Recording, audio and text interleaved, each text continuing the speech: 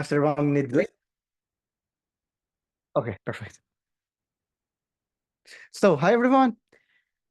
You can see here. Hi everyone, both people who are here and both online people. Today we are talking about some topics, not only our net, but also some variations, and we'll go over them. But the idea is that you have already seen some deep learning technique, and we want to introduce another family, big family of deep learning techniques that we also continue to repeat until tomorrow.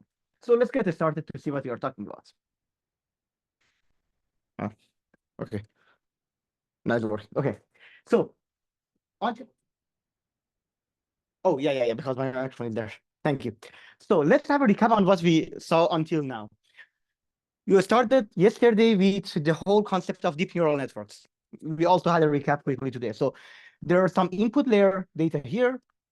The data, you condense it into a vector. As you saw, for example, if even you have images, you should condense it into a single vector, flatten it in a sense.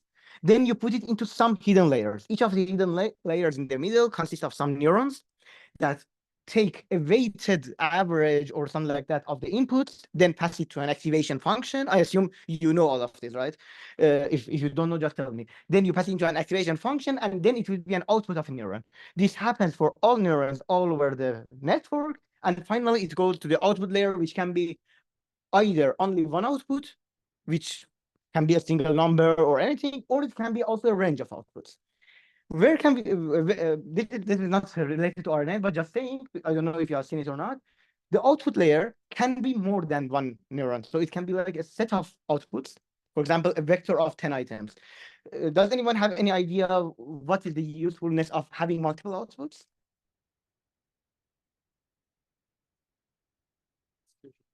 Exactly. So the main idea behind having multiple outputs is a classification task. Imagine we have a system who gets the text, like text that I've written, and classifies it into you're sad, you're angry, you're happy, you're disgusted, or things like this, like the feeling of the text.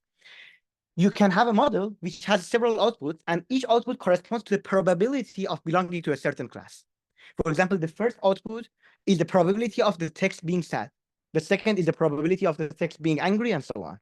So multiple outputs are used for classification. This is something to motivate you a bit about what we are covering in the NLP week, but just to let you know. So this is the overall deep neural network that I assume all of you already know. This morning, you saw the CNNs, convolutional neural networks. As you saw, these models are actually used a lot in image processing mostly, which you will have like courses specifically on computer vision next week. But in any case, so you have an input image. The image consists of values for the pixels. It can either be only one value per pixel, which means a grayscale image, or it could be also several values. For example, if the color image, it can be one value for the amount of red, one for the amount of green, and one for the amount of blue. So there are 3 channels, as you saw in the morning. You pass it through the convolutional layer, the pooling layer. You know all of this, I think, from the morning, and then it would. We have a chat message. Oh, okay. So yeah, perfect. Thank you for letting me know.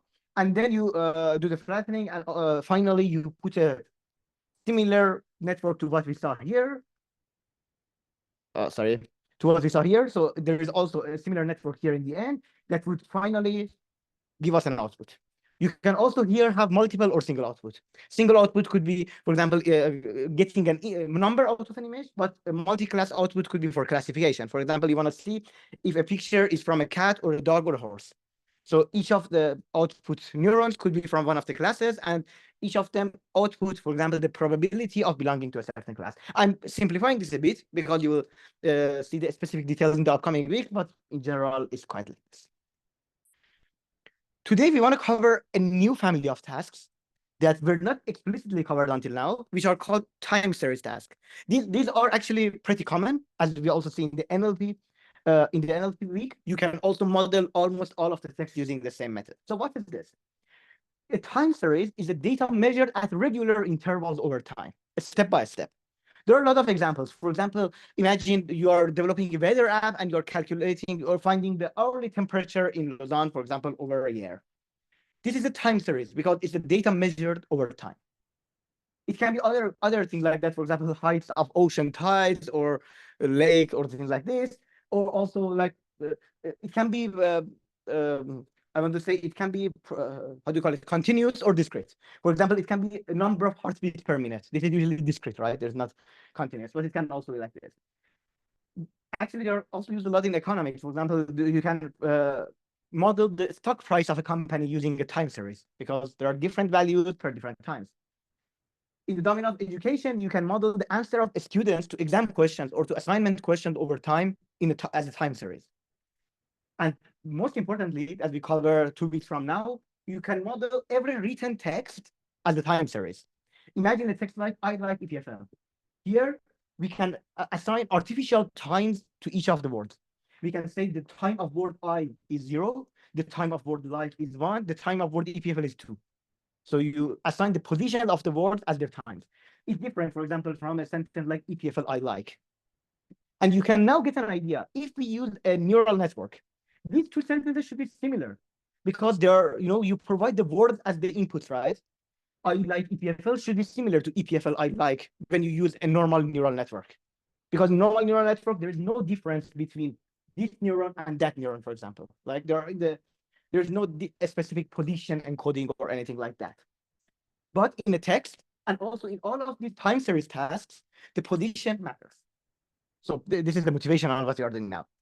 And also it can be used either for classification. For example, you can classify a text, or based on the hourly temperature time series, you can classify if the day, for example, is going to be, imagine you have an app that says, is going outdoor good or not, and you can classify it like that. It can also be used for forecasting. Before that question.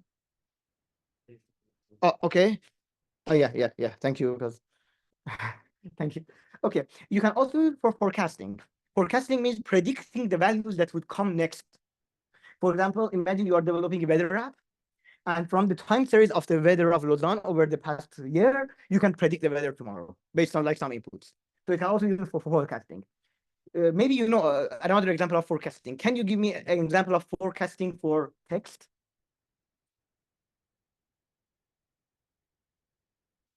Exactly. Next for prediction, autocomplete suggestions in keyboards or things like this, right? This is also the same thing because the text is a time series and you want to predict the next word given the time series that you had. So all of these kind of forecasting or classification tasks that work with either the time series of or a text could be modeled into the same framework that we are talking today. If you are confused if a task is time series or not, the tip is if the data semantics change by permutation, it's usually a time series. So here, EPFL I like is different from I like EPFL. I mean, they're quite similar, but one of them is not a very good sentence, but one of them is good. So somehow it changes by permutation. So it's a time series. Also in weather, if you shuffle the weather of each day, it doesn't make sense, right? So if you change the weather of, for example, 9 o'clock in the afternoon compared to at noon, it doesn't make sense. So all of them are time series. What's the difference between prediction and just prediction and forecasting? Oh yeah, forecasting is a type of prediction. They usually use the word forecasting in time series because it's for the future. It's time. So they use this, but it's a kind of prediction, exactly. So yeah, regarding the ML side, it's exactly a prediction, kind of prediction. So you just use the output of the model. They call it forecasting because in the future and to connect it better with the terminology in weather forecasting. So is classifying, so as you may already guess, classifying or forecasting or prediction time series data is not obvious because the model needs to extract trends, rises and falls, cycles, and things like this that are not usually obvious, and also it should take into account the position of the inputs.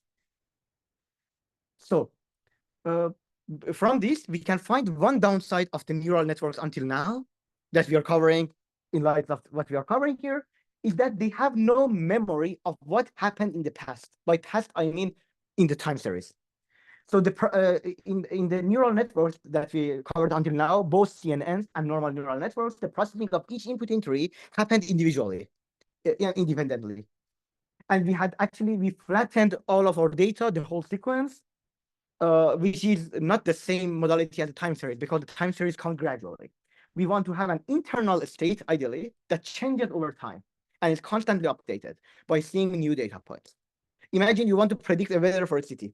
Which one is easier for you? If I give the whole weather data points of the whole city, shuffle them all at once and give it to you, or for example, I say like this: yes, 2 days ago at 9 p.m. it was 25 degrees. Yesterday at 9 p.m., it was 26 degrees. What do you think the weather is now? If I ask it like this, your brain also works like that because you get the information gradually and update your internal state or memory. So researchers were discussing how we can also implement the same thing into neural networks, which comes to RNNs. RNNs are abbreviation of recurrent neural networks. And the idea is actually pretty interesting because, okay, we have the input layer, and here is oversimplified. It's only one. Here it shows as one neuron, but okay, you can imagine it's more. And there's the hidden layer, which gets as input the previous state of itself. So what we mean here, imagine the first input, the first entry of the time series comes. It goes into the recurrence layer here. It goes here into the recurrence layer, and then it gives an output. Again, for when the next data comes, the model not only sees the new data point from the input layer, but also the output of the middle neuron from the previous step, which acts as a memory. This memory is updated over time so that RNNs can retain information better, and thus they researchers found that they work so much better for time series task that we see today. So until now, any questions? Did you understand everything? You're fine. Okay. So this is how do you call it? Like this is the extended version of the RNN. So you somehow unroll RNN because RNNs use their same input. If you unroll them over time, the structure is quite similar to this. So for example, imagine you are at time t, okay? Because time starts from 0 to n, all our time points. Now we are at time t. So we had a neuron here from time t minus 1. It gave an output and also gave an internal state, as we saw. Now we are at time t. We have the state from the previous time. We have the new input. And from them, the neuron gives us an output of this step as well as the next state that will be used for the next neuron. So this is an unrolled version of the structure that we just saw. Instead of getting the same input into the system again, we are doing it like this. So what do we do here? What is inside this neuron? It's pretty simple, similar to what we saw. So if you remember, until now, the output was a weight matrix or anything multiplied by the input plus some bias, right? I assume you know it. Here we do the same thing, but we also add another matrix times the state, the previous state. So we just do a simple modification into the neuron structure, and we still have the activation function, which is, I think, usually you use tangent hyperbolic in the RNN. I think that's used more than ReLU, but you can also use ReLU, so it's not a fixed thing. But there is an activation function, some nonlinearity, as well as input, state, and bias. So effectively, in each step, the neuron gets that input, the current input at that time, the updated state over time until now, and then multiplies them as the bias, gets to the activation, and provides the output. So this is how the RNNs work. The ways it is the same steps. The base are in the basic RNN, they are the same, and we will cover some of the challenges of this, I think, maybe tomorrow, because when we go into transformers, we will see some of them actually. Yeah. Okay, any questions? Perfect. I mean, also something to add, you can have multiple layers of RNNs as well that have different weight functions and then average them together. So you can have, imagine something parallel to this in above that gets the same input and output, but uses the different weight function. So that it can capture different things of the time series. Yeah. Perfect. So let's directly jump into writing code in this stage to see how we can code this from basis. And also I will review some PyTorch coding, model coding things also as well. So let's jump in. I think I should change my screen share to see the code, right? Do you see the code now or no? I think no. I think no. Yeah, okay. Stop. Where is the code? I hope you see it now. Perfect. So, for this task, let me minimize this because this hide control. Perfect. Okay. I found the toy data set, which is quite used for teaching RNNs. And I actually searched a lot for it to see which data set could be better, more suiting for this course. And I found this data set, which is the data set of airline passengers. Very simple. It covers the passengers of a certain flight, average number of passengers of a certain flight over each month. So it's very simple. Like it's tracked from 1949 up to a long time. And like, for example, in February 1949, it was an average 118 passengers, something like this. They also rounded it. So it's even we don't need to pay with like pay attention to floats and this kind of things. It's a very simple data set, mount passengers. We just want to, as a very simple task, try to train an RNN on this. So ideally, the RNN would capture the function and would lead to better predictions over time. So we want to just see how it goes. If you want to download it, also, if you are doing the code live with me, I also have the link here. I can show it to you. I hope so. Let me see if I have the link. So that, sorry. Yeah, I have pushed to GitHub, so you can also find this from GitHub. But just if you need it also just now, this is the link, this one. There's the link of the dataset. I can also send it in Discord, maybe. Let's just do this.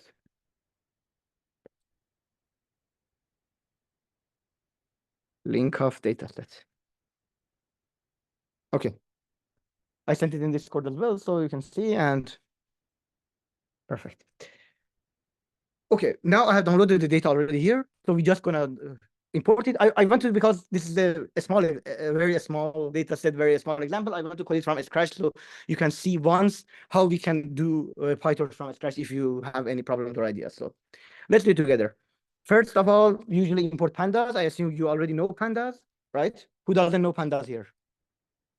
Oh, okay. So pandas is a library for working with data frames, with CSVs, for example, CSV files or data sets. You just import it, and then you can read. We call it usually DF, which means data frame, which is a set of which is actually your data set. You can just read it, pd.read CSV, and then you provide the path of the CSV file into it. It's just that. It's very simple, and you can just do it. .csv, and then when you call the head function, you can see if it is loaded correctly. So as we can see, this thing is running, and yeah. So you can see now the data loaded correctly. It's very simple. So just a framework for reading CSV files better. Perfect. So let's extract all the values in the passengers column. Okay, I call it data points. The f of passengers, usually do it like this when you want to extract a certain column from a data frame. And we want the values. And we also convert them usually to float 32 because it's how usually we do it. It's a standard way, actually. So I always used to do it. So why not? Let's see if they work. If they work. As you can see, yeah, there are a lot of data and they're all covered into the format that we want. Perfect. All right. So one thing before I start going into RNN, I want to plot this data to show you how it looks like, because the RNN should also capture the pattern. As we saw, we also, after we trained our RNN, we also plot it against the plot that you already have to see how it captures the pattern. So let's just do this.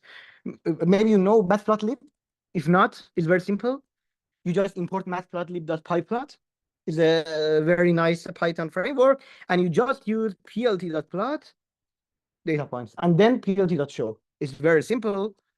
And if you do this, okay, this is our data. As you can see, it seems that over time, the number of passengers in flights increased. Maybe because of more tourists in the world or anything. I don't know even which airline it is from, but in any case, I just found it here in the internet. So yeah, this is the pattern, as we can see. Perfect. So let's, okay, now we have this. Now we want to train the model, right? As you know, we need to have a train data and test data. We usually, in RNN, we usually tend to have the train, or in any time series, we tend to have the train data until a certain time and the test data afterward. Because otherwise, it doesn't make much sense. If the test data, for example, is from here, in the middle, the training data has already seen somehow the pattern. So it's an indirect introduction of training data into testing data. So we always cut from a point and use after that for the testing data. This is usually common to make sure there is no indirect introduction of the training into test data. If you have any questions, let me know. But this is how we usually do it. Perfect. So okay, I set the train size as maybe 80%. So I want 80% of the data to be trained and the rest for testing. So train data points is we just pick the first 80% for the training set and the rest for testing sets. So something else we need to decide when we are training an RNN is the sequence size. What's the sequence size? At each step, the RNN needs to see some previous inputs to predict the next. And that can vary, right? Because of the number of neurons, or as you make it bigger, the model is more difficult to train and things like this, because it usually takes longer. So you should agree on a sequence size on how, for example, here the size is in terms of months. How many previous months do you want the model to use at each step in order to train on to predict the next month? For example, here we can use 4, just as an example, or anything. I use 4 because in the notebook that I pushed to the GitHub is also 4, so I want to have the same plots. But you can also play with different sequence sizes to see if it's better or not. There's yeah. Sorry. If we want to predict, like, number 1 point, but next for Yeah, accuracy. yeah, exactly. So usually for that, I will actually discuss it either tomorrow in more details or in the NLP week. But usually the way that they do is called autoregressive. So you first predict the first one, then you add it back to the model and predict the second one and do it 4 times. This is, for example, how GPT works. If you just want to know of a glimpse, ChatGPT, when you use it, it uses the exact same fashion. So it's also modeled as the time series task. It predicts word by word, and at each time it adds the word back and predicts the next one. I will cover it in details in the NLP week, but just a minute. Yeah, perfect. So, okay, now we want to create our how do you call it, the arrays that we want to use for training and testing. So it's test. Okay, X are usually the inputs and Y is the target. I assume you already know this because it's quite common in the machine learning vocabulary. So now we want, why I'm doing this and not only using train data points, because I want to split it into sequences of certain size. I want X train at each step to have, for example, a 4 sequence window. So I just can easily do a loop for I in range of, we can just ask Copilot to complete it for us. So yeah, here, what are we doing? We are just looping over our train data points and adding at each time I to I plus sequence size as the input, and I is incremented over time, so the windows are sliding. I assume you all understood what is happening here, but if not, just let me know. And also here, I also wanted to, this is wrong actually, because it should, I want it to be the same size so that it also captures the data over time. Usually do this. So I just fix it a bit. So yeah, what's the difference here? The Y is 1 step ahead of X. It should be always 1 step ahead because you want to predict the next point. So usually do like this. So, all right, any questions? One other thing, okay, let's also do it for test because it's super easy. Yeah.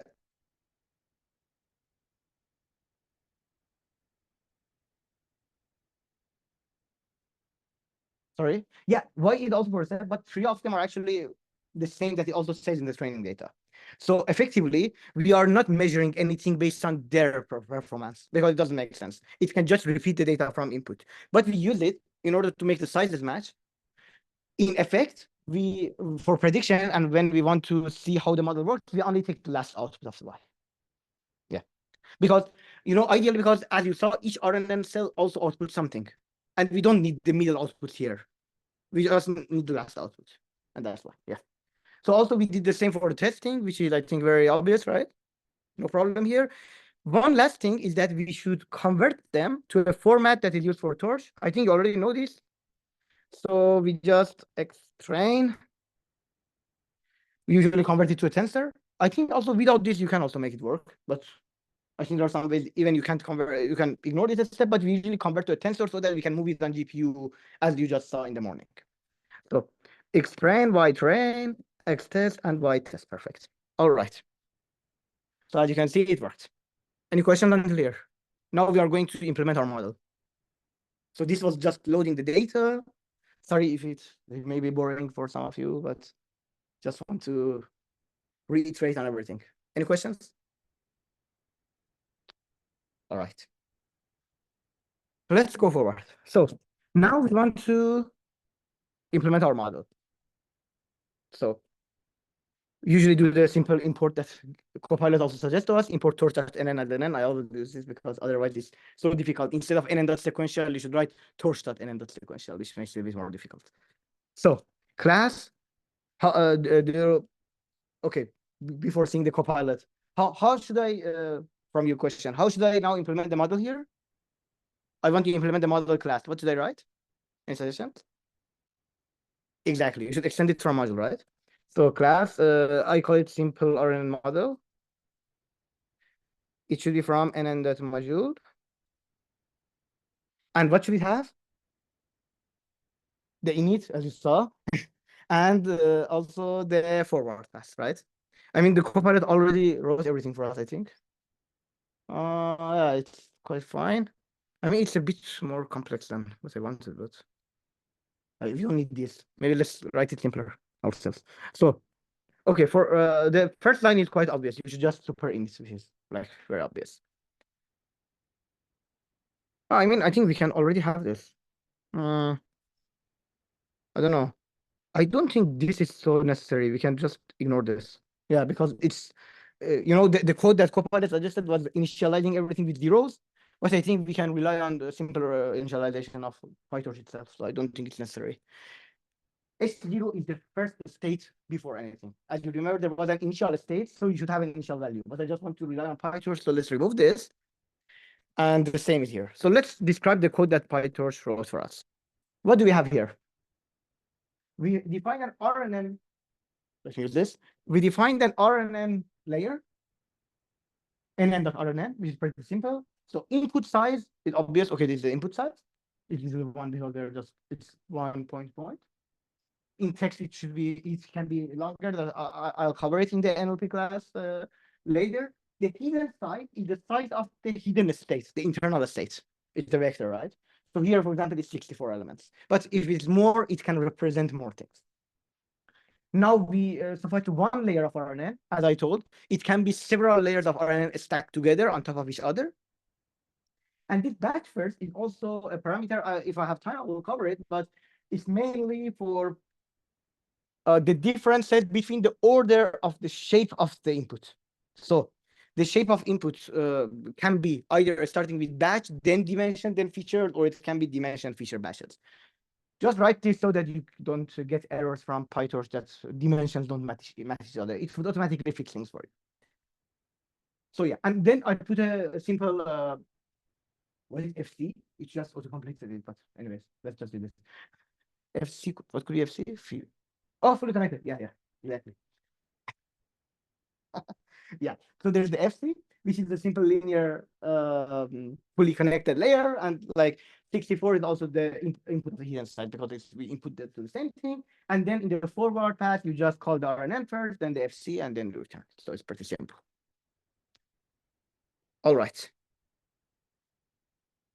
So yeah, in the end, if you want, I can also talk about the batch first, and if I remove it, what would happen, but it's a bit not very necessary. So let's run it. Okay, nothing's wrong because it just was a definition, but anyways, let's try a training loop. Import numpy as np because we are going to use it, and then, okay, let's just do this. Okay, our model is a simple RNN model. I just initialized it. Our initializer didn't have any other parameters.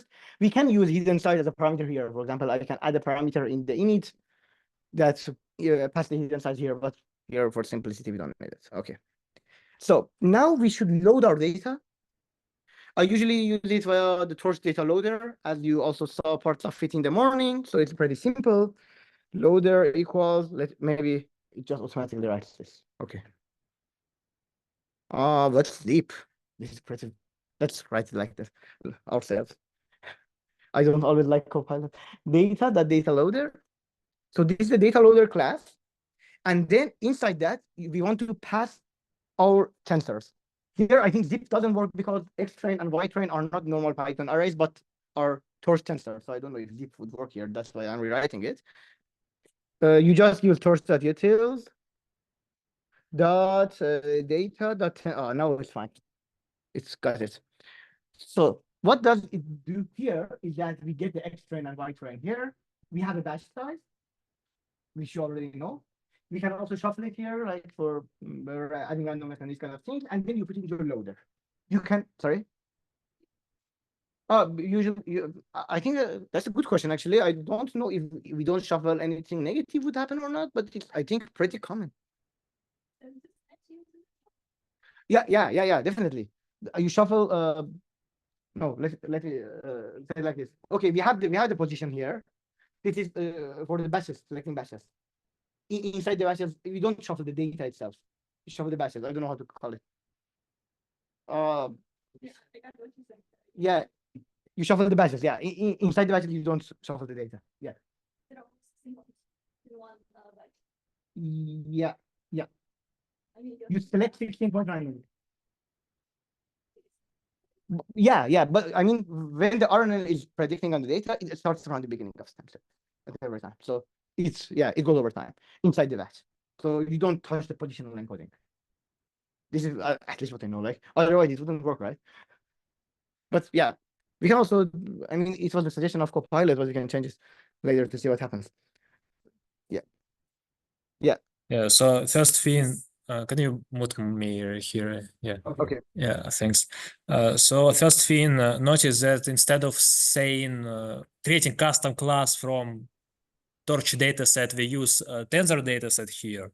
So it's just a wrapper for common case when you have your dataset as one tensor for X and one tensor for Y. Then instead of creating custom dataset, you can use standardized version, which is here is called tensor dataset. And about this shuffling, so you shuffle the whole dataset, not the elements in data, not something in, like the elements stay the same, but the order of these elements changes. So if your element is a sequence, you don't shuffle the sequence when you say shuffle is equal true. If you have like 10 different sequences, you will shuffle sequences, not the sequence itself. Okay. Let me maybe describe it. Yeah. You have sequences of 4 elements, right? For example, 1, 2, 3, 4, then 2, 3, 4, 5, and so on. You can first let the RNN learn from 2, 3, 4, 5, and then let it learn from 1, 2, 3, 4. But inside 1, 2, 3, 4, you can change it to 1, 4, 3, 2. So the order of learning the sequence or batches, like if the batch size 1 is the same thing, right? The order of learning this can be different. Even in text, you are doing this. For example, if you are training a model on a text corpora, you can first input the last text from the input, the first text from the input, but in each text, the order of words don't change. So that's the same thing. I hope it's better. Okay. So let's go. We have, okay, we should also define our log function. Let's see what Copilot tells us. Okay, mean square error, why not? Also the optimizer. Let's just use whatever it says. So we have a simple optimizer with the learning rate of 0.001, and you can also change the optimizer, or you don't even need to a learning rate, but anyways. Okay. So now we want to start the training epochs. So let's define a parameter number of epochs. For example, 1,000, like to make it very sure, because I want to see the curves and everything. Then you for epoch in range of number of epochs. So this is a loop, right? In each iteration of the loop, we want to train once in a batch of our data. So what do we do here? First, you already know here because you saw the code. So we first switch to the training mode, model.train. I think you already know this. So this mode turns on the training. Usually you do this. I think even if you don't write this, it would automatically work like that, but I usually tend to do. Then we want to each time select a batch from the loader. So we select an X and a Y batch. For example, here batch size was 16. I mean, maybe we can just simply work with, I think batch size 16 is a lot because data is not very big. Maybe we can have a batch size of 1. I don't know. I mean, I previously tried with batch size of 1 and it worked, but we can also try with 16. Let's see. for now I remove. So because I can make sure, because 16 I think is a lot for this data. But anyways, we extract the batches, each can be a size of 1, 16, or anything you want from the loader, and at each time you call the model on the batch and you find the outputs. So here, the Y batch tells the correct outputs of this step. But Y pred is the predicted outputs from the model at it and this training round, which initially is very random, but it gets better and better ideally over time. Then you just need to come. Okay, now we have the predictions and the real Y. What should we do? What should we do now? Sorry. Yeah. Okay. Yeah. Effectively collect, find the loss and then backpropagate effectively. So we just do this. Okay. We first usually calculate the loss. Our loss was a mean square error.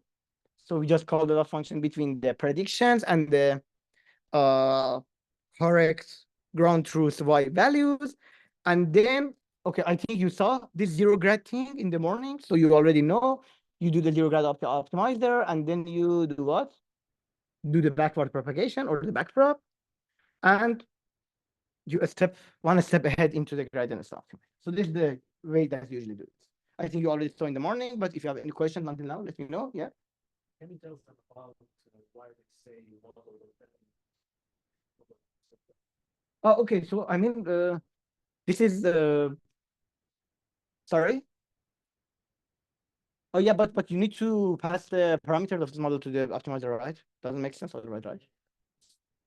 Oh yeah, you need to always do this. So there's a model.parameter that will automatically connect it and tell the optimizer on exactly how it should change the parameters based on the specific parameters of the model.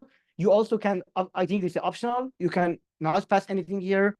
And for example, if you just remove it, I think it will still compile because it will automatically find the initial learning rate. And because Adam also, Adam W automatically optimize learning rate over time and do these kind of fancy things. So even if you don't specify it, it's fine. This is how we define the optimizer. The loss function is very easy. We just define just some loss function. For example, here the mean square error, which is quite commonly used in RNNs. And then we just do the loop. At each time we go to the training mode, we select some batch from the loader, find the predictions, and compare them with the true ones using our loss function. Then we go one step ahead by zero grading, then backward propagation, and then one step ahead into optimizer so that it can, the optimizer can adapt the learning rate and go one step forward in time. Yeah, maybe with Adam and learning rate, we should be more careful. So learning rate, we usually define it explicitly because it depends like on the task, on what problem we solve. But there is like default value, and that's why it works. Yeah, exactly. And yeah, I mean, you say that it like optimizes, changes learning rate through time. We should not there is scheduler and there is change inside the Adam, and this like a kind of different stuff. And when we define learning rate for Adam, it's like the initial learning rate.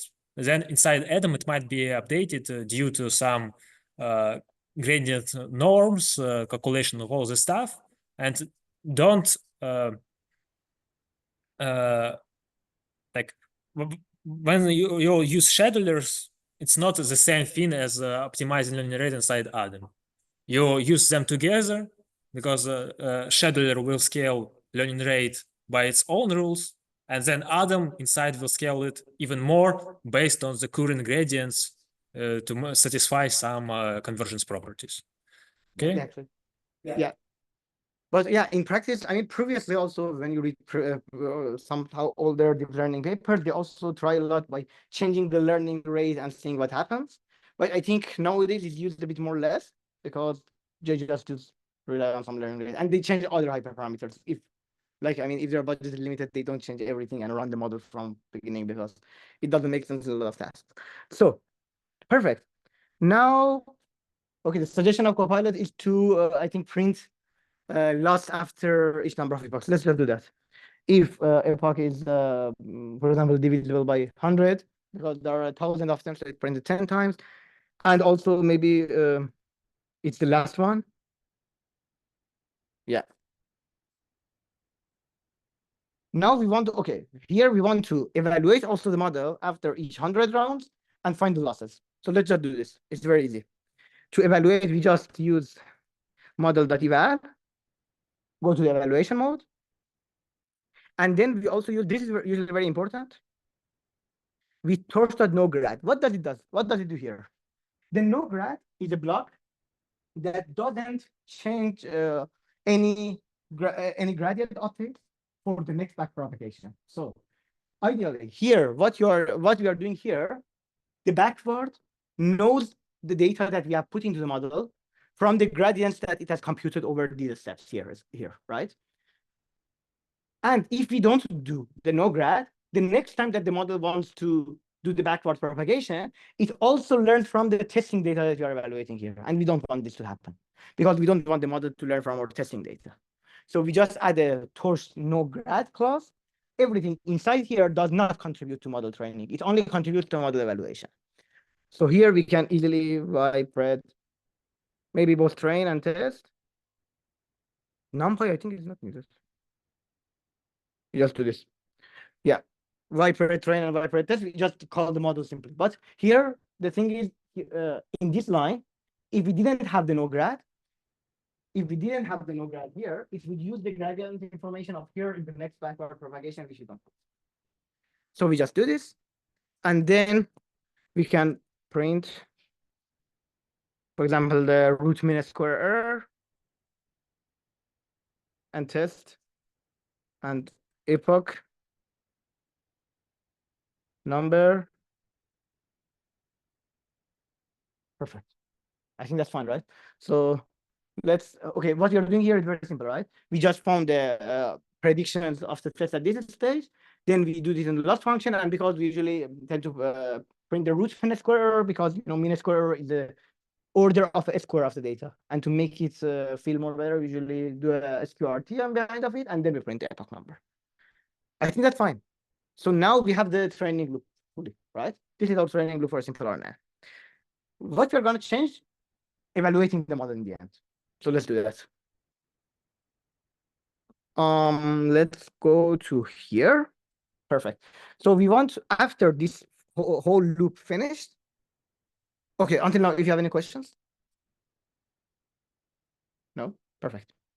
So when this loop finishes, we want to evaluate the model on the final testing data and to plot it. So again, we use simply with torch noGrad.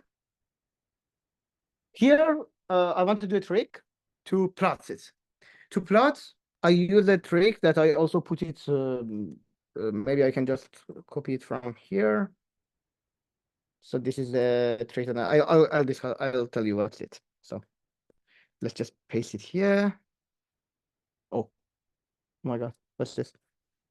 Sorry. Copy. Wow. Let me type it. Okay. Okay, what we do here, we want an array with the same shape as data points, but we want to mask the training data so that I can plot it in the same plot. The plot that I want is that the full time series is here. Then we have in the training area, we have the plot the training predictions against the true predictions, and in the testing area, we want to plot the testing predictions against the true values. So I want to have an array that will mask it. So the train results here is, I think you saw this method in morning. Oh, it actually provided me like this. Wow, it's very nice. But here maybe I use this, that it works. So what do we do here? Here, we first have an array to the side of all data point, but we initially fill everything with not a number. And again, it's not a number, which is none. Then we run the model on our training data and add the predictions into the size that we had. From the sequence size was 4, right? So from the fourth value until the training range. So all of it would be filled by the predictions of the model. Here, the -1, which means that select the last value of the prediction. Because if you remember, at each round, there were 4 predictions, and 3 of them, we don't need them because there are middle values. We only take care about the last value. So we just do this. And we can also do the same thing with test results. Perfect. So what, anyone understood this? So we are just loading all data points and Okay, the difference here is here. Like here we have the train supply sequence size until the end.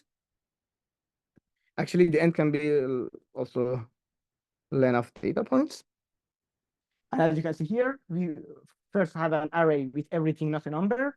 Then we fill the initial part with the outputs of the model for the training data, and we fill the latter part with the outputs of the model for the testing. Perfect. So let's plot all of them. PLT dot. Let's first we plot like this. Yeah, perfect. We plot all of them in the same plot, and then PLT dot show. Okay. Now, if I run this code, it will work, right? You should ideally train the model and do everything. But because I want to also do some other model in the future, let's put all of them into a function so that we can reuse it. So I want to extract this model into outside of the function. So dev training function, and it gets the model as input, and then dot all of this. Okay, so I just do this. And then we here define the model and just call the function. Let's run it. 3, 2, 1. So it's taking a long time, as you can see, right? But it's not very good because I can't see if it is progressing or it's just stuck. What should I do? How many of you know about TQDM? Okay, okay, okay, perfect. I didn't know, but let's just do this. So if you know, you just import it. This is a thing for showing progress bars in Python, so it's very nice. You just do a TQDM outside of this loop range. I just added TQDM and it works very nice. So I love that. Perfect. Oh yeah, you can also do it for loader. I mean, anything that is progressing, you can do it for. Ideally. Yeah, I thought, but I can also.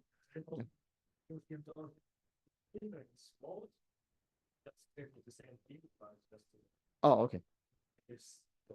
And it's more all the school. So as you can see, it's now progressing, and the progress bar is very nice. So I actually until 2 years ago, I didn't know TQDM existed.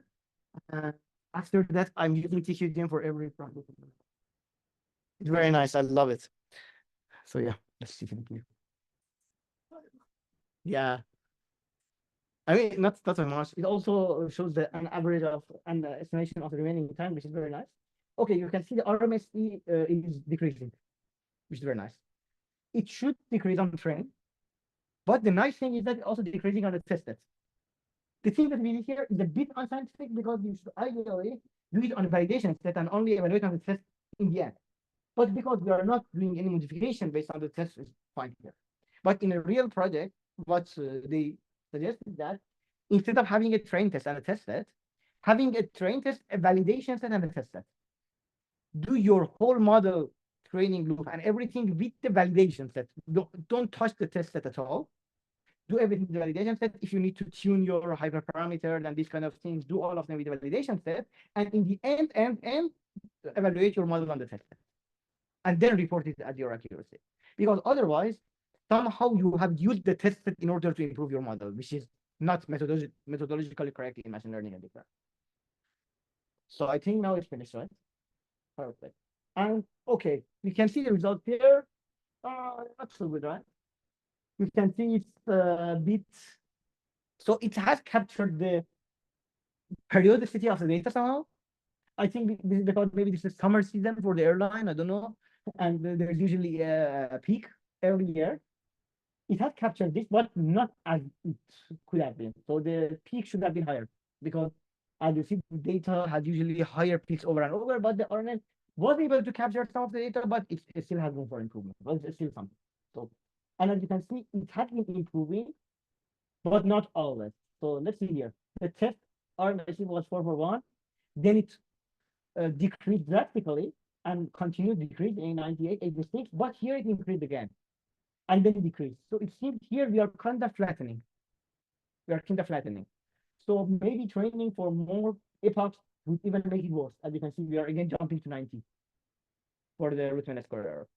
So here, we are not covering this here, but there are a lot of ways we can fix this. One of them is called early stopping. What it means is that you imagine I have the validation set I told you. So train set, validation, test set. Put the test set aside, don't touch it. In every epoch, you find the accuracy on the validation set. If you find the root mean square error doesn't change a lot, you just stop training and don't continue until epoch 1000. This both helps with the speed, and also if somehow for any reason the model gets worse after a while, it will prevent it. So it's a kind of approach that we sometimes use. That's it.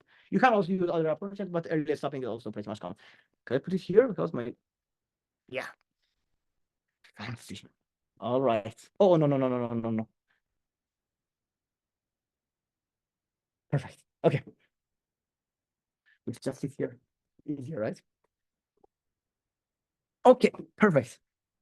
So any question here until now that we call the RNA? Yeah. Can you explain the sequence again?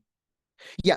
So maybe let me write, or maybe it'll be difficult. But anyways, so we have a time range here. Let me show you here. So this was our data, right? If you want to predict something from the data, you can, for example, see the first 9 rows and then predict the 10th rows from it. Or you can see the first 3 rows and predict the 4th rows from it.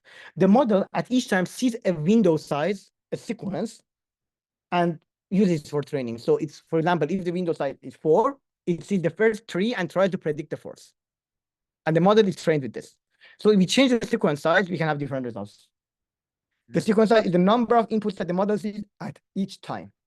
Okay. And then with the batch size is 1. The batch size is the number of entries given to the each training round. It's something different. So it's not a size of each entry. So sequence size is the size of each entry. Each entry can be 5 elements or 6 elements or 4 elements. Batch size is the number of these sequences at this time. Yeah.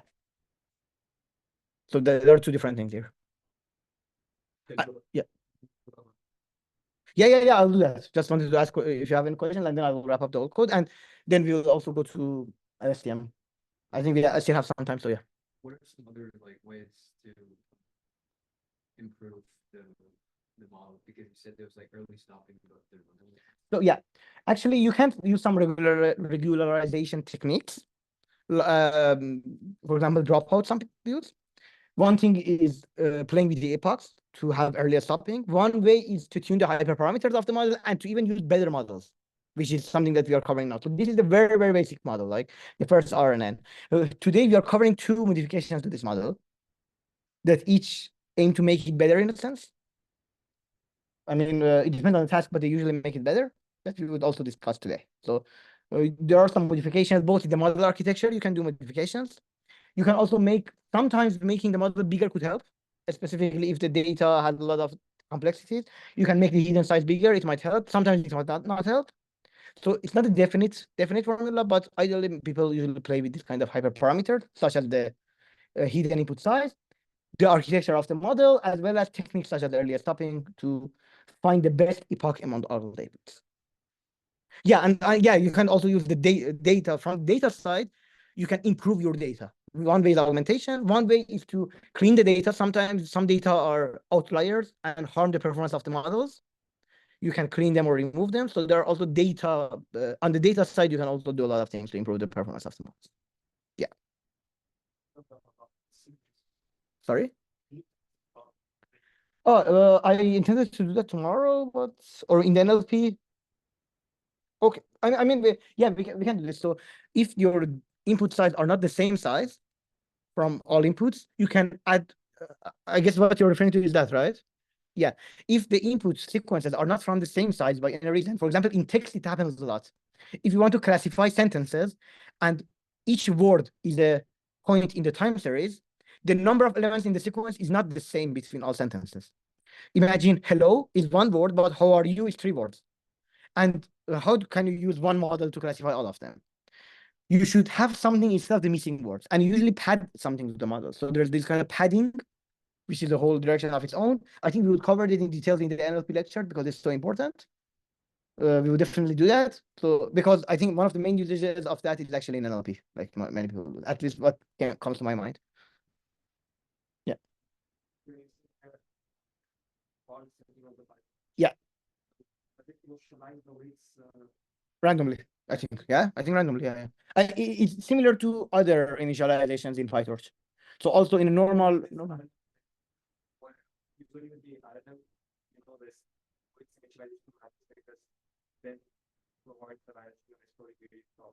Yeah, so yeah, you're right. So exactly.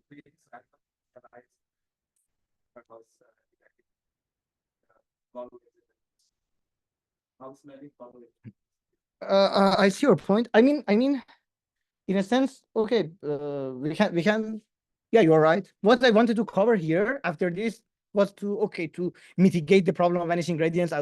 For people who don't know, I will cover it. I get it. I think you can also put the manual initialization, right? So there should be. I mean, you covered some of them in the morning, so. Which is why I'm not sure.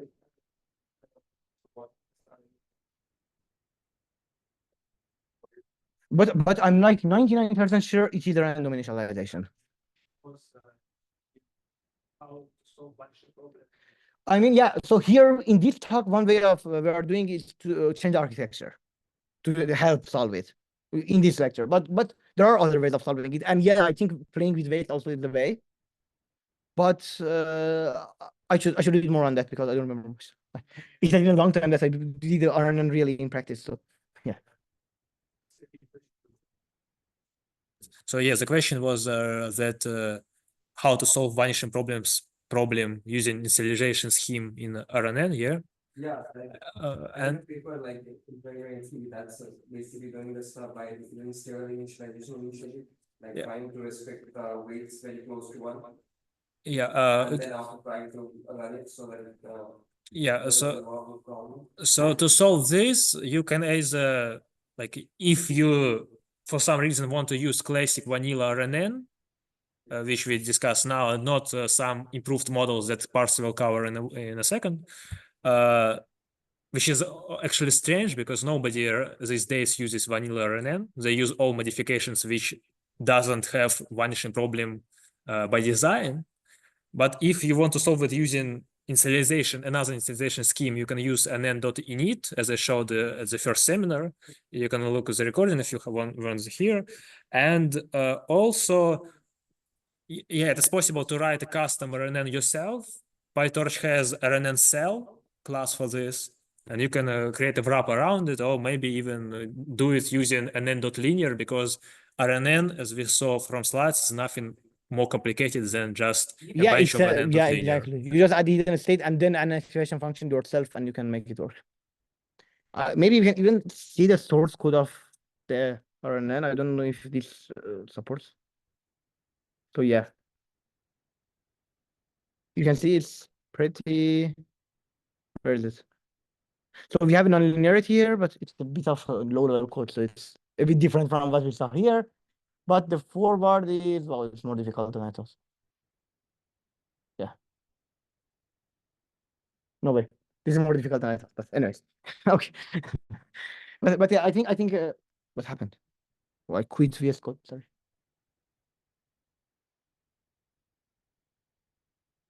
Perfect.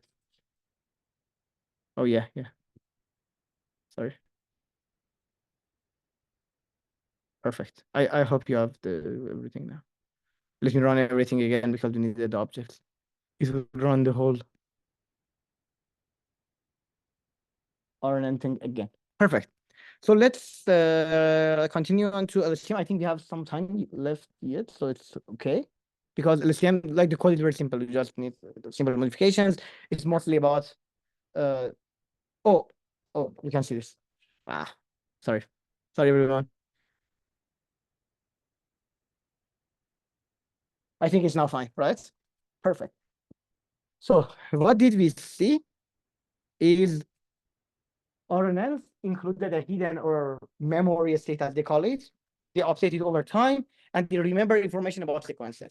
It can help them match sequences better, which is so useful for time series and also textual data, which we'll cover in the end of the lecture. I mean, nowadays also people don't use RNNs a lot for text. It was just like maybe 6 years ago. Now all the transformers, which we will cover tomorrow, but in any case. So, for example, we can now think how we can imagine you want to create a system that works in your keyboard and provides autocomplete suggestions. Can anyone does anyone have any idea now based on what we learned? How can we implement an autocomplete system for the keyboard? Any idea? Anyone?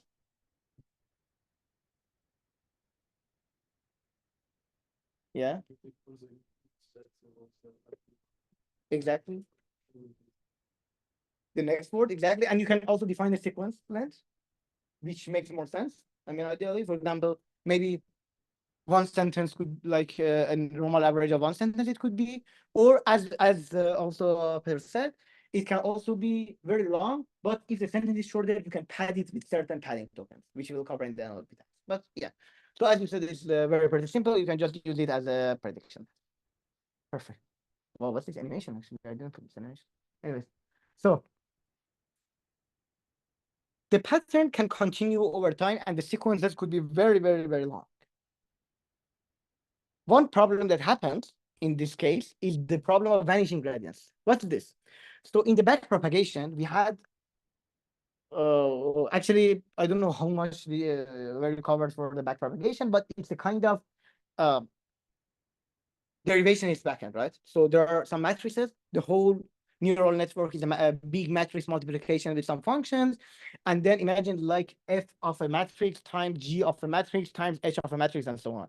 And if you take the derivative of the whole expression, if you know the chain rule of derivatives, it would be the derivative of the inner function times the inner function times the derivative of the outer function and so on. So it's the chain rule, right? And if the derivatives are less than 1, which quite happens a lot, multiplying a lot of them together in a whole network would make all gradients super close to 0. Because if you, for example, 0.5, if you multiply it 5 times into itself, it should be close to 0. Anything less than 1, if multiplied a lot of times, it will be close to 0. So this is called the vanishing gradient problem. And why it is a problem? Because this whole multiplication tells us how we should change the network, how we should optimize it, like how in which direction should we go in order to find the local minima in the space of the network. So if the gradients are 0, the model does not recognize any change it needs to make, or not enough changes it needs to make. And thus the model would not be performant enough. And in the long sequences, it would have a lot of problems.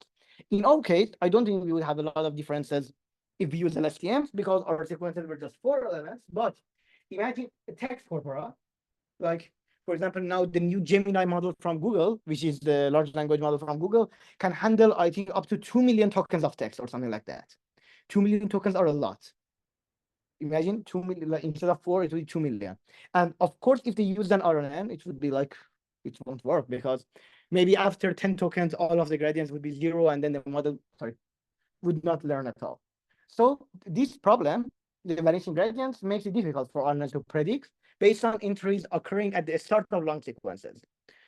If this is the whole sequence, for example, our whole text, this is an example. I grew up in France, and then you say some stuff, and then you say, I speak fluent, and now the autocomplete wants to complete here. It should ideally say French, because it should know that you talk about France. But maybe due to vanishing gradients problem, all the gradients that could have changed here up to here would have been close to 0, and the model could not retain information from this cell graph. So the vanishing gradient problem can lead to random suggestions. For example, it can say, I speak fluent Spanish or English, because the model has somehow forgotten, in a sense, what happened in the earliest of the sequence. And this effect is exacerbated for longer sequences, for example, for big text and so on. So this was an RNN, and they had this problem. Now we want to see how we can make it better. So this in the RNN, as we saw, at each step there is the input from the previous cell as the state. Then it was the input at the current state, and we passed them to an activation function, for example, a tangent hyperbolic. And then the output is a hidden state and the output to the next, right? This was the RNN that we saw. And we saw it has the vanishing gradients problem. A group of researchers suggested that we can use a different architecture called an LSTM, which is like this. So it's more complex, but let's see what happens here. So the general idea is quite the same, right? It's still there are some cells, there are some inputs at each step, and there are some outputs, like the hidden states, the HT-1, HT, and so on. But inside the cell, there are a lot of changes, and there are a lot of fancy things. And maybe another difference that you have recognized is that there are two arrows moving here. You can see, like here and here. And also their meaning is different. The top arrow goes, as you can see, all over the cells. But the bottom arrow is not like this. So the arrow here goes here and then doesn't directly go to the next cell, but it is multiplied by the value from the value of the activation function of the top arrow. So there are some complexities here. Let's decompose it to see what these models are doing and why they can mitigate the vanishing gradients problem. So this is a single cell, right? A single neuron or cell or anything like it. One component we have here is the cell state. The cell state is the top line here. You can see this doesn't work, this thing. No worries. So this is the top line here. It runs from the very, very beginning of the RNA up to the very, very end. It's changing over time. So there are these kind of elements are changing it. Like input comes into this line, but the general line is quite the same. So it's a line running the whole chain such that information can flow without changes, and the data can be added or removed to this cell state via gates. So these are called gates. Gates are some operations that control the change of this value, CT-1 up to C. So what's that? These are some gates, as you can see. Once we multiply the cell value by something, and then we add something to it. If the value here is 1 and the value here is 0, nothing changes. So the cell is the state as it is. But if they are not 1 or 0, depending on whether there are multiplication or sum, something changes. And that's what we are aiming to do. So we want to update the information as well. So, and we now see how these are formed. So for now, we know that there are two controlling values, each time multiplying the cell state by something and adding a value to it. And it also depends on the each cell. So let's see what they do. One of them is called a forget gate. Why it's called the forget gate? Because it helps the model either remember or forget about previous sentences based on the context.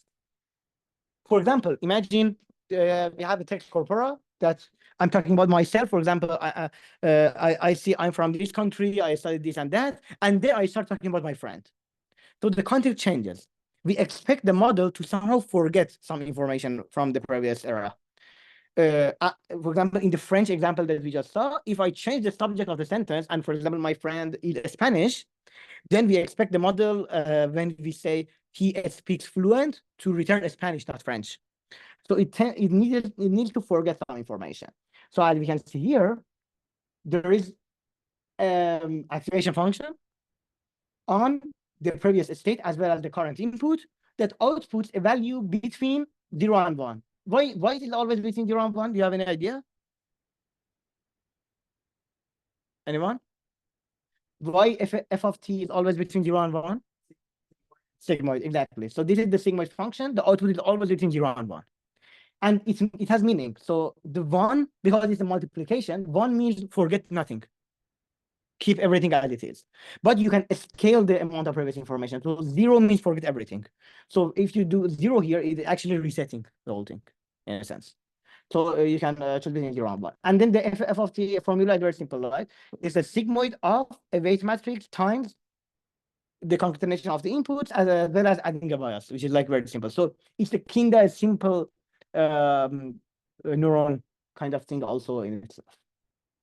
Perfect. So this is the forget gate, the first thing that we have here. The second thing is the input gate. This allows us to see what new information we are going to store in the cell state. So at each time, we because only forgetting does not help, right? We can forget a lot of stuff, but we also need to add new information over time. For example, if I start talking about my friend instead of myself, it first needs to forget about myself and then needs to remember new details about my friend. So what does it do here is that we have actually, the author decided to use both a sigmoid and a tangent hyperbolic I mean, but this was a decision that they made, and it was turned out to be good. It was not something that, well, if instead of tangent hyperbolic we use some other function, it would not be good. So it's not a very theory-based thing that they proved that tangent h or sigmoid is the best thing here. It was just mostly by practice, I think. So, yeah, we have the I of t, which is quite similar formula here. So it's the same formula as f of t, but with a different weight matrix. So the wi, because you remember here it was w of f. Remember it was w of f, but here it's w of I. So the weight matrix changes and the bias is added. So this is I of t. For C of t, it's also the same thing, but instead of sigmoid, it's a tangent hyperbole. So we have these two values, right? The C tilde of t and the I of t. Perfect. Then how the new cell state is changed? First, it's multiplied by the forget gate value, which says how much you should forget the previous information. Then it's added to the multiplication of I of t and C tilde of t. So the two values that form the input gate are added to the cell state. This forms a new cell state, and that's it. But another output of the RNN or LSTM is also the hidden state, the H of t at hidden state. So we also need to form it. And here we use something called an output gate. So it's again another sigmoid with the same formula, but a different weight function. We multiply it on the tangent H of the cell state. So why do we do here? Cell state captured the long-term dependency. Long-term dependency means because it runs over all the network, and it can also retain all the information because there is no activation function in this path, right? It can flow, the cell state can flow without activation function, and thus it's just some multiplication and sums, and it doesn't have the vanishing gradient problem as we had in RNNs. So the cell state can flow, but it should somehow have any effect on the output of the RNN, right? Because here it was only the input that had an effect on the cell state. What's the vice versa? The vice versa here. So the cell state, we get it into a tangent hyperbole. Then we also get the input into a sigmoid and multiply them to make the hidden state of this cell. This is called the short-term memory because it also heavily uses the input. But the cell state is called the long-term memory, and that's the name LSTM, which is long short-term memory. Is how they call it. I mean, this is not very concrete. That why this is short-term, why that is long-term. Both are some mathematical formula. It's not something a real memory or anything like that, but they call it like this so that it makes it more memorable. So yeah, this was the basic structure of an LSTM, as we saw. Any questions before I review it?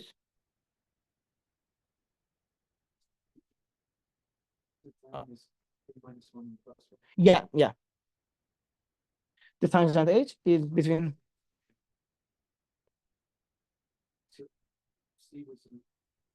C was very low. I mean, C is effectively not very low because it's also added here before going to the tangent H. So here, yeah, we forget, but we also add new stuff here. So it's usually not zero when it goes to that. Yeah, exactly. It would also reset the short-term memory. That's why we all first add and then use it, get it to the tangent H so that it can predict. Exactly. Perfect. So, any questions? All right. Okay, the code is very simple. We can just do it very quickly, and then I also have another type of RNN that I want to cover. So, okay. Code. What's happened? Huh? Let's run everything. Yeah. It's not running? Okay, perfect. So why the code is running again? Because I want to compare the plot with the LSTM. Okay, how do any idea how can I define the LSTM? It's very simple. Class. Maybe it can. Oh, it automatically decided that I want to do LSTM. Perfect. So let's see if it's fine. Input size 1, hidden size fine, number of layers. Then I think it's already enough. Copilot did everything for us. I feel so bad. Our job is being taken by these AI models. So model LSTM model, and then training from. I think that would work, right? So let's just run it. So until it runs, I can also review the code once from the beginning so that we can see, because I think some of you wanted to have a review of the code. So what we did here, we first read the CSV, which is pretty simple. We extracted the data. We plotted it, which is like to see how it looks like. Then here, we first put the first 80% as training and the rest as testing. Then we had a sequence size, which we talked about. Sequence size is the number of elements that the model sees at each step. Then we separated the input data into two arrays based on the sequence size. So we classified, like, split the data into sequence, and moved the sequences one by one. We then converted them to torch sensors so that we can use them in the torch data loader and everything. We defined our simple RNN model, which is very simple. It was just an RNN. Hidden size is the dimension of h of t, as we saw in the pictures. And we also, here, for simplicity, we had only one layer, but it could have been more layers stacked on top of each other. Then we defined the forward, which is very simple. We just input the RNN and then feed forward network or a fully connected network in the end. Then in the training, okay, we first define the model, then we pass it into a training function. Here, we first load the data. As we talked about, we use the default data loader. We could have also used our custom data loader instead, but here our tag was very simple and it was a very simple data, so we just used whatever it is already in Torch. We define our loss function, which was the mean squared error. We define our optimizer, which gets the model parameters as input. We can also specify a learning rate if you want here, but it's optional. We run it for 1,000 epochs, and we said it could have been less epochs, and it might even have been better. So we should use some kind of early stopping. Then we had the for loop, start training. At each time, we predicted the model on the input. We input that to the loss function to see the amount of the loss. Then we did actually the zero grad of the optimizer, the back probe, and stepping of the optimizer. This is usually what you usually do. So you always do the zero grad, then the backward and the step. And Copilot can complete for you, so there's no need for memorizing these kind of things. Then every 100 epochs, we also printed the results of the evaluation to see how it goes over time. So we run the model, the forward function of the model effectively on the train and test data. Then we printed the root of an square, which is the SQRT, the root of the loss function. Finally, we predicted the data again on the training and test, and we plotted it. The important thing here is that we used torch.nograd. This was mandatory because this was necessary actually because if you don't do this, the result of evaluating your model on the data can cause PyTorch to compute the gradients, and the next time that you are by any chance doing the back prop, it would have an effect on the model, and it's not desired because we don't want the testing data to have an effect on the training data. Yeah, exactly. Yeah. I mean, you can also use instead of WIT, you can use the model, but WIT is very nice because it only applies in this block. WIT is the Python construct, so it's not something specific to PyTorch. If you have maybe done file handling or these kind of things in Python, you have encountered WIT. WIT is a very nice keyword in Python that runs something only for a certain block. So we only want the no-grad to be applicable here.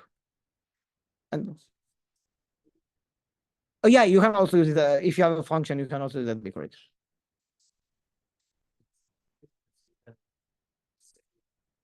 I've signed torch.nograd. Yeah. Something like this, I think.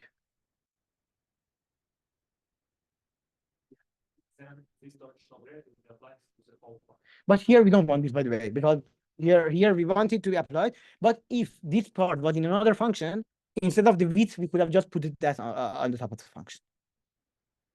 Yeah.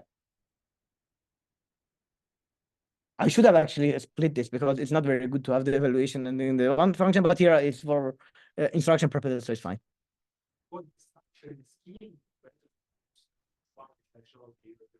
Yeah, here in the lecture, I put it all together in the same function, which is not very nice, but just wanted to do that. So yeah. Okay, I think so. This was the RNN, and the LSTM is a bit better actually. You can see it somehow matches better the pattern. Compare this here, for example, you can see the difference here with here. As you can see here, it was like this. A bit better, but not much. You can also see the differences here. The RMSE on the test final is 91, and here it is 80. So somehow the mean square error has a bit decreased. But The differences are not significant because we didn't have the vanishing gradient problem in the sequences of length 4. It doesn't make a lot of sense, right? But in long text, as we saw in 2 weeks from now, this problem is very, very huge, and we need to really address this. What should we change? I guess, okay, first of all, many epochs in the middle are better. So I still would advise some kind of earlier stopping or thing like this, because, for example, I here see that epoch 800 was better, and then it got worse. So ideally, some epoch in the middle was better. If we split into a validation set, that would have helped, maybe. Also, using tuning with hyperparameters might help, and even using better models than LSTM, you can also use transformer models, which we will see tomorrow for this kind of time series prediction, for example. Something else that's really obvious from this data is it's seasonal with what period? Yeah. What you see in the data? What do you mean? So what in this data, what The images is some other like a search. yeah. So the data set is monthly, so we should consider using more data than for in the training. Oh, Yeah, this is also something, as we said, always improving has two sorts. Something has two sides. Something always from the model itself, you improve the model architecture, and something important always from the data. So data, either it's not enough, that you can increase either by collecting more data or by augmentation. It depends on the task. For example, here, I don't think augmentation might help a lot, but in some tasks, augmentation helps. In some tasks, you need to collect more data, like hourly or daily instead of monthly. And also sometimes, not in the case here, but sometimes data is not clean and has outliers that harm the performance of the model. Imagine here, in one summer, for example, it was also COVID-19 maybe, and it didn't have the peak. I assume the model would have been very worse, way worse, because in 1 year, the pattern was not there. So always these kind of data issues are there. And always one dimension is to improve the data, and the other dimension is to improve the model as far as I could. Yeah, it's already very good, actually. Yeah. I wonder if we increase the length of the sequence, what happens? Maybe we can try. Oh, yeah, but I think we have some time. But anyways, I can put it to run and then talk about it. So yeah, let's maybe succeed and then run to see what happens. I'm curious. Okay. It's actually taking more time, I think, because sequences are longer. But anyway, so let's get back here. Another variation is gated recurrent units. Sorry. Oh, yeah. I always forget that. Sorry. New share. No. Good. Okay. Perfect. So let me also hide this thing, which is very.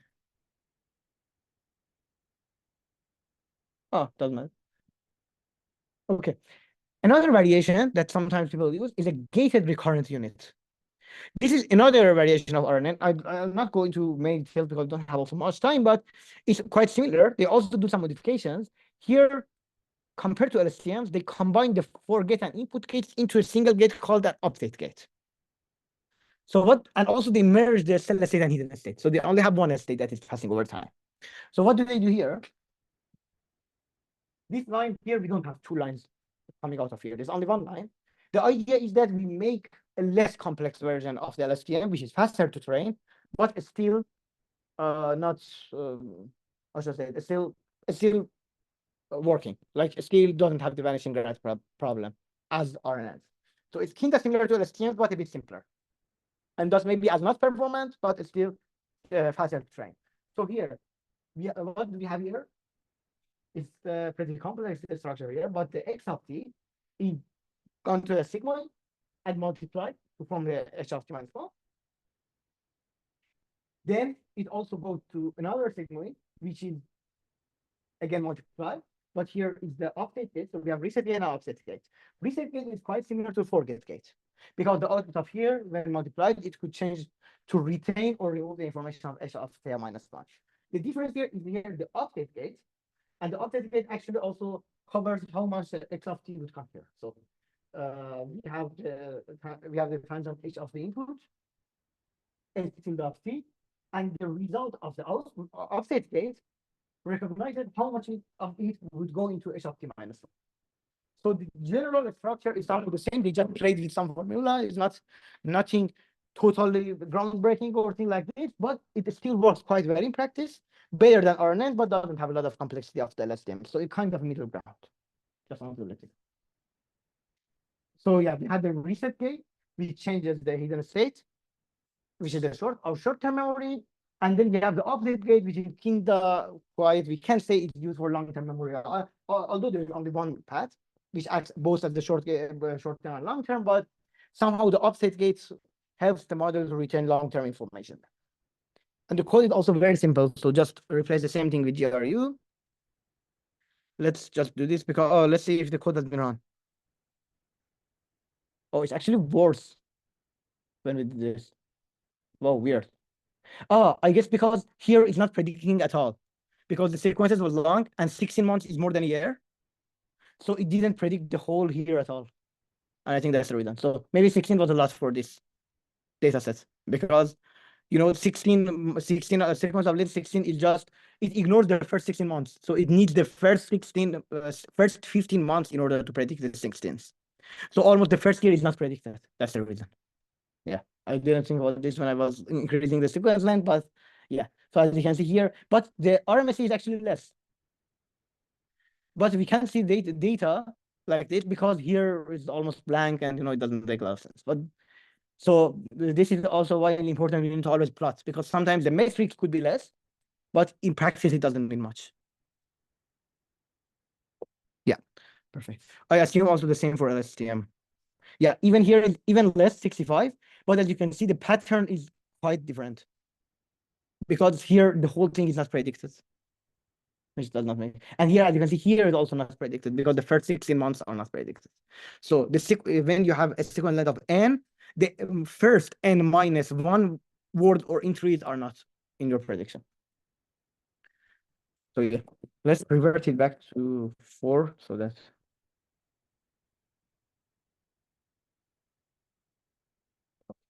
I know like more. So, and we can also have the GRU class, which is very, very simple. Class GRU model, and then dot module. What do we have here? It's fine. Input styles, I think it's fine. Yeah, perfect. And then that's nice.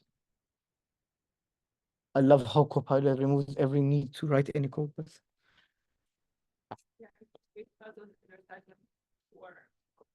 Yeah, it's more like an advertisement for Copilot. I mean, it's a very nice technology, and also it's working with a text generation model in the backend, which we will cover a very simple text generation model also in the NLP week. So it should be nice. Can we apply transformer models also for time series, or is it more for words? You can apply for time series. Yeah, you can apply transformer for time series. Actually, there have been work doing that. I have actually a case study here that I want to show to you, and I'll also say how it is applied in transformer. So maybe let's just go it because I will also cover it. The same thing that you asked. Okay. So while we are waiting for the loss of the GRU, let's recap. LSTMs and GRU both can help mitigate the vanishing gradient problem. They are also useful for text a lot. So that's one of the main usages of them now. I mean, not now, because right now everyone in the text NLP world uses transformers almost.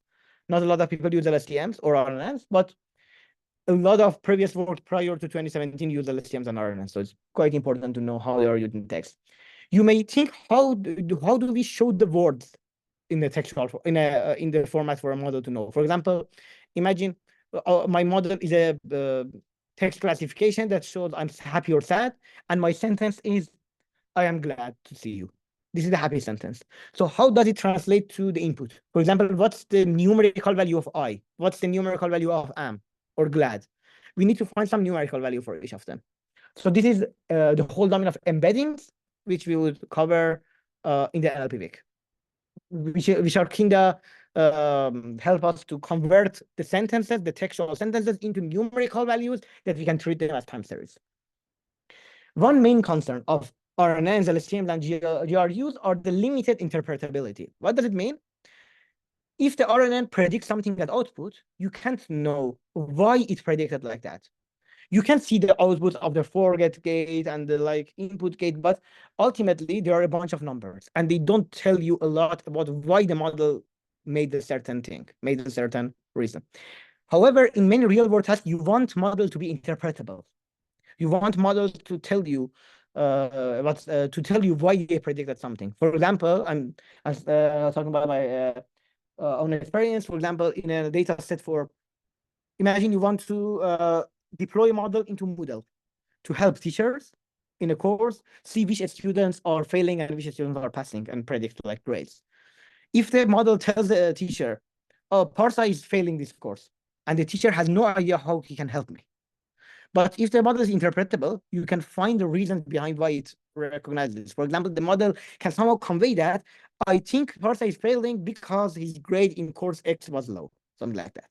And then the teacher knows how to intervene. This not only happens in education, but in a lot of other areas. And we actually have a explainability and interpretability, I think, workshop. I think we need presenting, right? It's finalized. So we have something, I think, in 3 weeks from now, 2 weeks.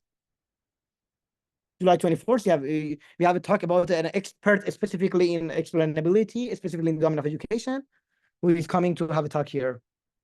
Yeah, so the next step to the whole LSTM and RNN thing is something called the attention mechanism and transformers, which we'll cover tomorrow, which after it was introduced around 2017, finalized, it changed a lot because it was way better than RNN and LSTMs in a lot of different areas. And now many of the AI models that we use daily, including all the GPT family of models, are all powered by transformers. So it's very important that we know it.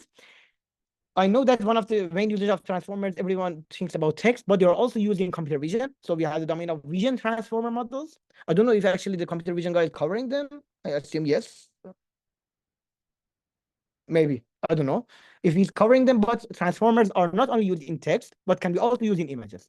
I will give some hints on how it can be used tomorrow, but we'll leave the main textual and image inside for later. To recap the RNN LSTMs before we don't have also much time, a real case study that I want to cover later study about some years ago that happened that RNN and LSTMs helped a lot over traditional models.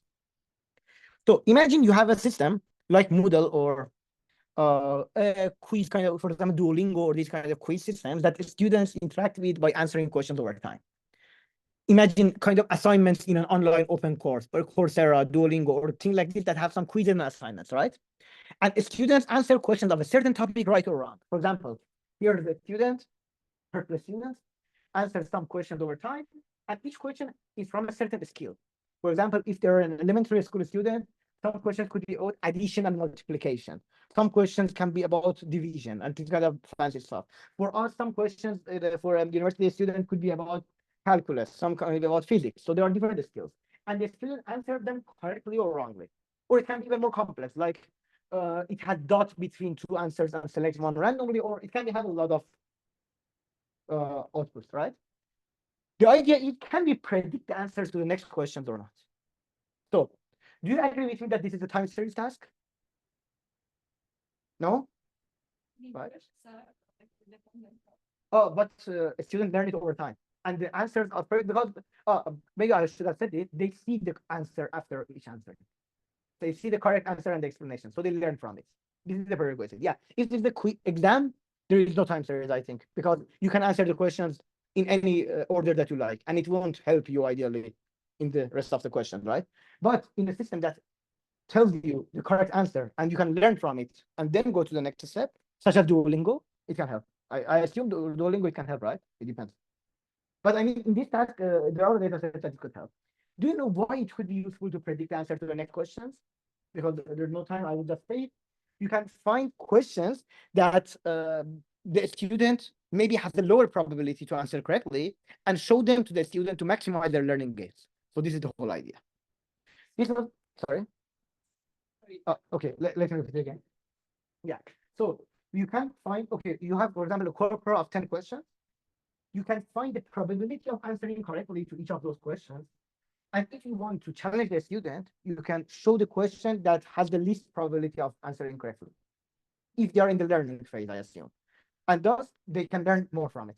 So you can, based on the input, the targeted difficulty that the instructor wants, you can select questions that maximizes their learning. This is the whole idea. This is actually a very complex topic also in education called knowledge tracing. I won't go deep into it, but previously researchers have explored a lot of models, but in 2015, one researcher just applied simply a very simple LSTM to this data. DKT is the LSTM model. You can see the improvement yourself, right? It's over 20 points more in the AUC, which is kind of metric like accuracy. And like just a simple thing. And actually, I think their work is cited like 1,100 times or things like this. So just a very simple idea at that time. So this is just a success story for LSTMs. And actually, from in these years, LSTMs were pretty trendy. Everyone wanted to model everything as a time series task and put it to an LSTM. But in 2017, everything changed after the transformer era, which we will cover tomorrow. So we have 8 minutes. I think we can also go over layer norm and batch norm quickly. One thing about Yeah, so Parsa says that mostly people use transformers now. That's actually true, but sometimes you can still see RNNs, LSTM, so GRU, vanilla RNN is not used. So in TinyML is the idea to run models on edge devices like your mobile phone. And because transformer, as we'll see tomorrow, is kind of complicated and usually it's large, it requires a lot of operations. You can't run good transformer on your mobile phone. But RNN are pretty simple and pretty small, and it's easier to run RNNs on such devices. So if you want to do not like ChatGPT, like large language models, but something which is rather small and rather efficient, RNNs are good for this. And another thing that you rarely use just one LSTM. Usually use combine it like with fully connected layers, with convolutions, with all this kind of stuff. And the third point is that one thing which I think is useful for about RNNs, that you can use RNN for a sequence of any length. Like you can apply it for like 1 million tokens, and it won't be a problem because you apply it recurrently. But for transformers, as we'll see tomorrow, the vanilla transformer has the limited context length, so it can work, for example, only with 40 elements, and RNN could work with 1 million elements without any problems. Transformer with only 40 elements or with only 100 elements. So that's one advantage of RNN over transformer. There is like a streaming version of transformer, but it's not usually used. And yeah. So if you want to do like streaming and work with the sequences of any length, RNNs might be a better choice. Yeah. Exactly. Thank you. And yeah. So okay, something unrelated, but it was on the syllabus of this afternoon. We won't get into also much details because we don't have much time on the 6 minutes, but I will get over some important details because this might be useful if you want to do any kind of model in real world, like in your projects. So what's this? In addition, another way to improve our models and everything that I didn't talk until now, to improve the generalizability of the model and also make the training speed faster. And I will tell you why it makes training speed faster, is to use normalization techniques. So what's the normalization? In the model, after you have the activation functions, for example, see here,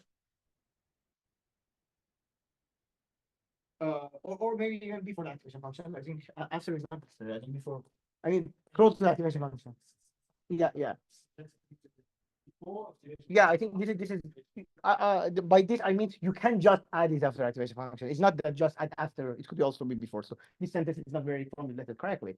But the thing is, okay, now first we are talking about batch normalization. I will get to another kind of normalization as well. But what do we do in batch normalization? So in the training, we have some mini batches, right? We have batches of input in training. and the batches are from different sizes. The idea is that you already know normalization, maybe from the courses that you have known, or like in the practice or in data science itself. So you find the mean and the standard deviation of the batch, of the entries in the batch, and you normalize it. So by normalizing, you divide by subtract the mean and divide by the ST. So all of the input will have the same mean and the standard deviation. This is the normalization. And the idea is you do it over a batch, not over any layer or things like this, not for the input of the layer, but over each batch of the data. So in training, when you want to put a batch to the model, you first do the batch normalization, and then you input it to the model. This would ideally make the model more robust to the initialization as well. It has been shown that it reduces the effect of wrong initialization in the beginning. And also it's a speed up training, because it has been shown that it can enable higher learning rates while having the same accuracy. And usually having a higher learning rate can help you achieve the minimum of the function that is you're trying to minimum while training the data faster. So how do you implement it? You just define batch norm, which is very simple in PyTorch, and batch norm 1D, which is the one-dimensional batch norm here, and you pass the input that is output of the previous layer. So like we have the linear here, and you pass the 64 out here. It's very simple. And that's it. And then you just call it. However, many people do not suggest it for RNNs, just as you make sure. So there are some theoretical background of why don't people usually suggest batch norm for RNNs, and they use layer norm instead, which I'll talk in a second. Maybe it's out of a scope here, but just know that most people, from what I've heard and from what I've seen, don't use usually batch normalization for RNNs, but they, I think, use it for normal neural networks, and I guess also CNNs. Maybe you know about CNNs better, but I guess people use batch norm. They use, yeah.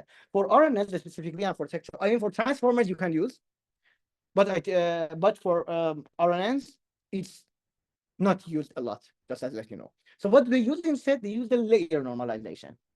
Yeah.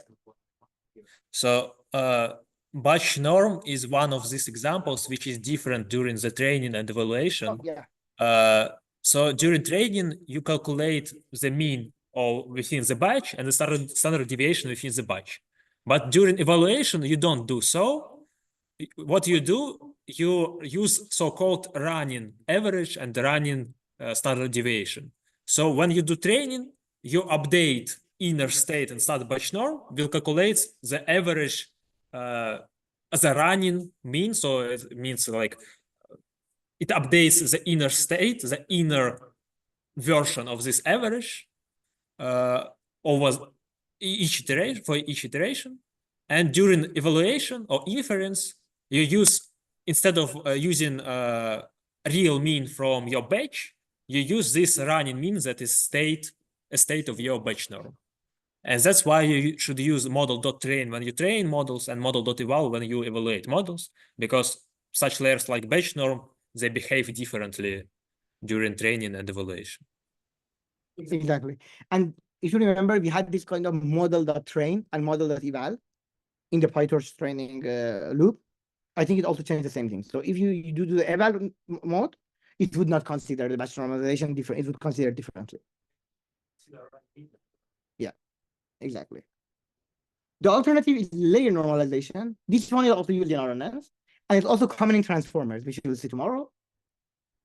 So let's just use it as a basis for tomorrow. I will discuss more about it tomorrow, specifically when I'm talking about transformers, but just for now, it's already 3, so maybe 1-2 minutes.